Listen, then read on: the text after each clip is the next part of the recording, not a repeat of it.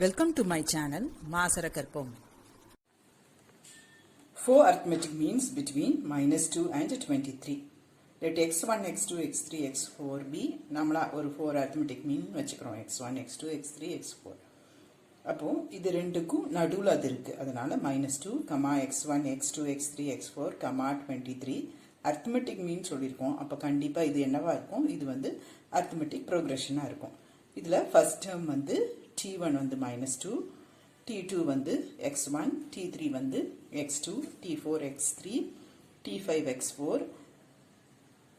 t6 23. ஓகேவா? இதுதான் நமக்கு hint. t6 is equal to 23, that is a plus 5d.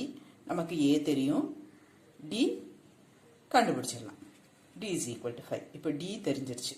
Common difference தெரிஞ்சிச்சுன்னா என்னது? அடுத்தது ஃபர்ஸ்ட் டேர்ம்ல இருந்து அடுத்தடுத்து நம்ம ஆட் பண்ணிட்டே வர வேண்டியதுதான். ஸோ -2 + 5 வந்து எனக்கு x1 இருக்கும். அடுத்தது அந்த answer 3 + 5 x2.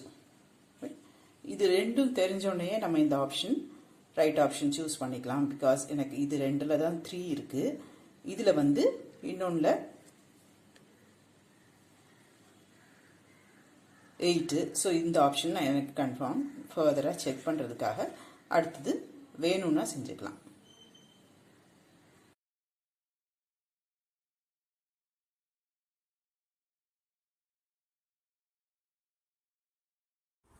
Hope this video is useful to you all.